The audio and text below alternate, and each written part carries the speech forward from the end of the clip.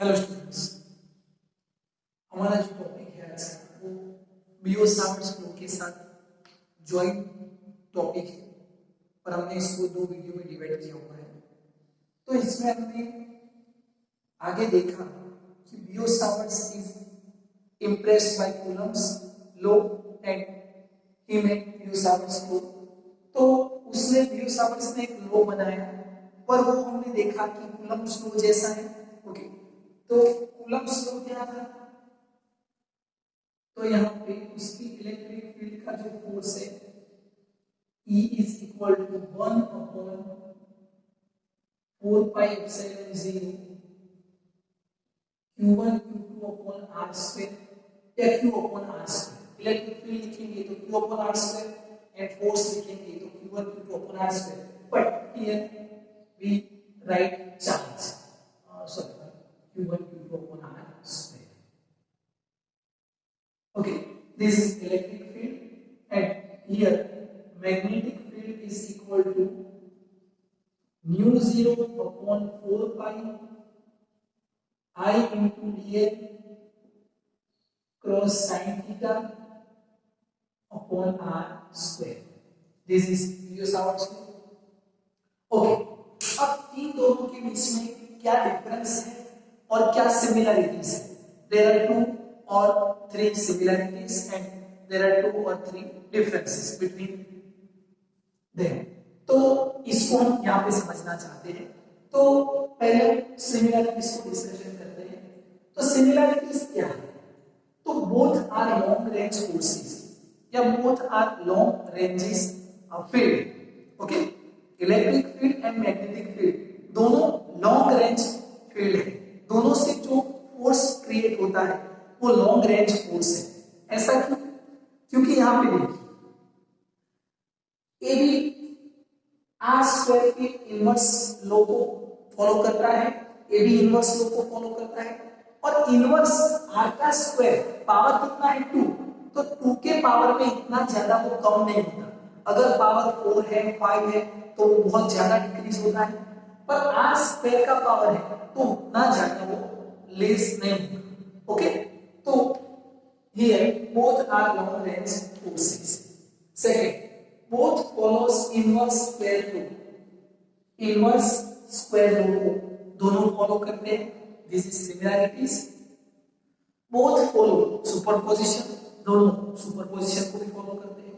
Okay, तो उसमें एक दो तीन सिमिलरिटीज है वो आपको याद रखने हैं। ओके, दोनों के बीच में डिफरेंस क्या है? differences between electric field and magnetic field। तो इलेक्ट्रिक फील्ड के हम बारे में यहां पे नोट करेंगे। तो देखिए electric field and here we right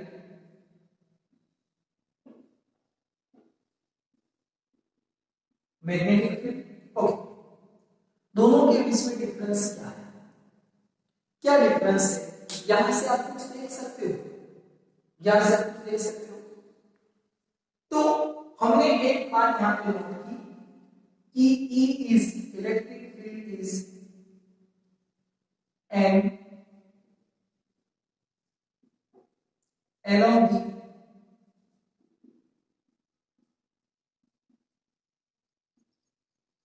displacement vector. E की डायरेक्शन क्या होती है? जिस डायरेक्शन में डिस्प्लेसमेंट वेक्टर होता है उसी डायरेक्शन में इलेक्ट्रिक फील्ड होता है। But magnetic field is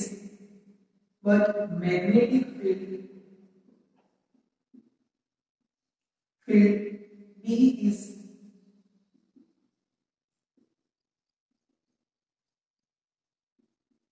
normal to the displacement vector. वो डिस्प्लेसमेंट वेक्टर के नॉर्मल होता है। हमने देखा हम रूल में एक डिस्प्लेसमेंट वेक्टर है उसके नॉर्मल होता है। Okay, these are difference। Second, और क्या डिफरेंस है? तो electric field does not depends any angle, theta पे डिपेंड नहीं करती है। but magnetic fields depends angle.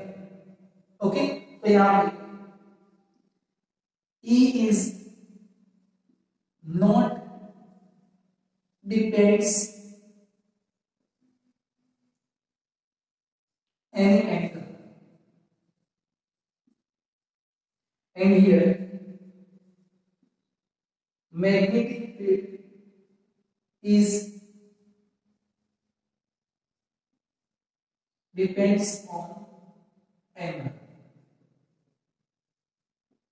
हमको पता है कि ए जितना एंगल, मान लो कि साइन 0 कर देंगे, जिस डायरेक्शन में डीएल था उसी डायरेक्शन पे में मैग्नेटिक फील्ड का बना देंगे, तो दोनों के बीच एंगल 0 होगा, तो मैग्नेटिक फील्ड कितना हो जाएगा 0.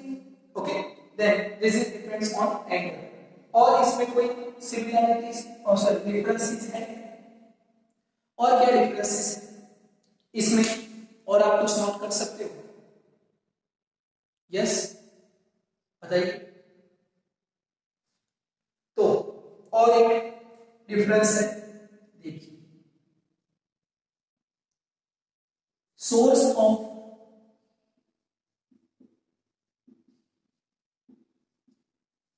Electric field is scalar quantity.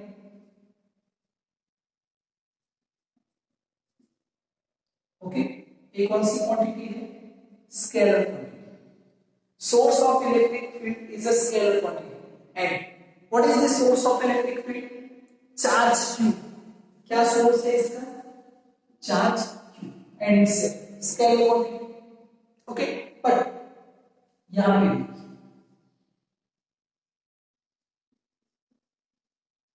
source of magnetic field,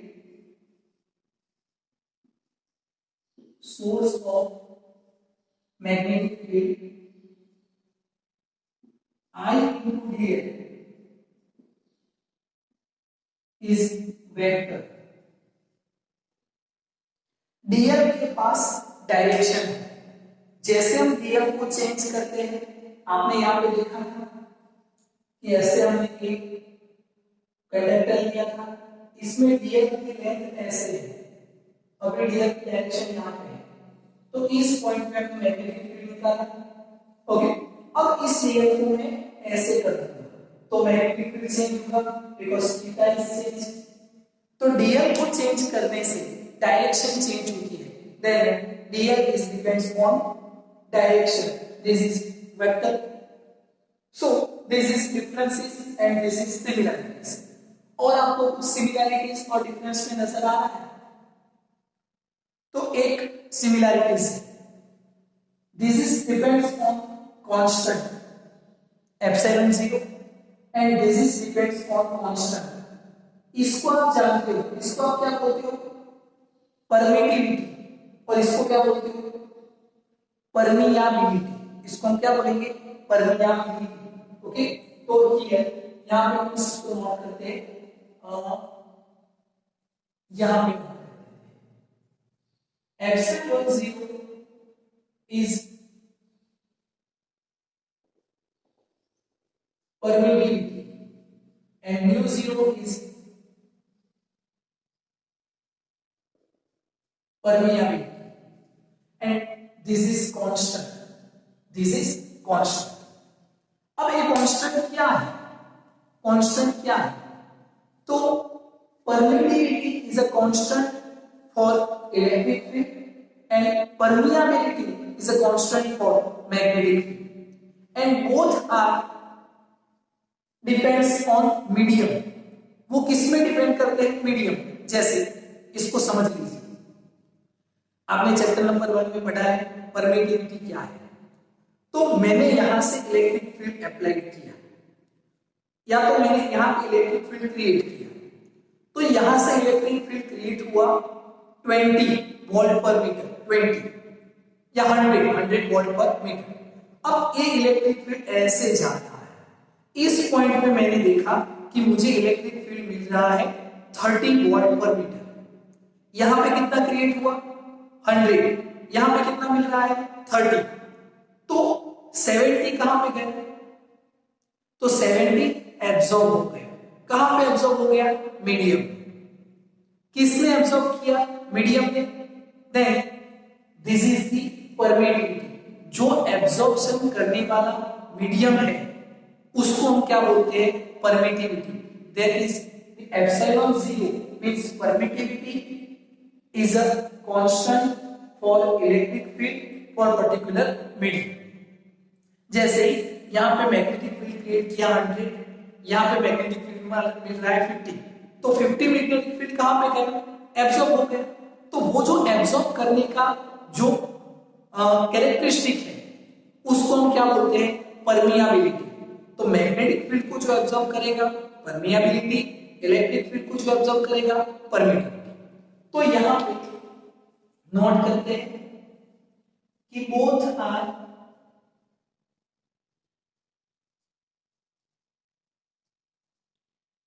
depends on constant, both are depend on constant. Okay, यहां पे आप नोट कर लीजिए,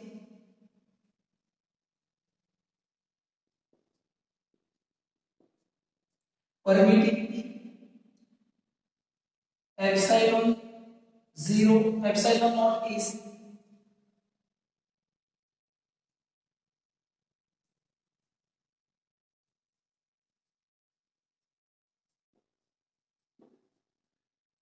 characteristic of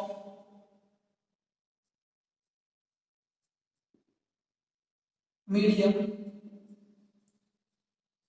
with related electric field and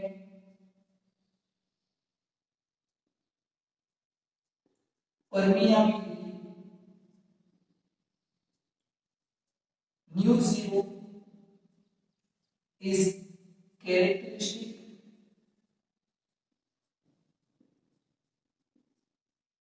of medium with related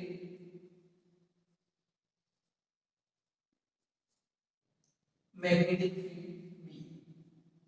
Okay, so these are some difference and some similarities between electric field and magnetic field। तो ये आपको अच्छे से याद रखना है और समझना है।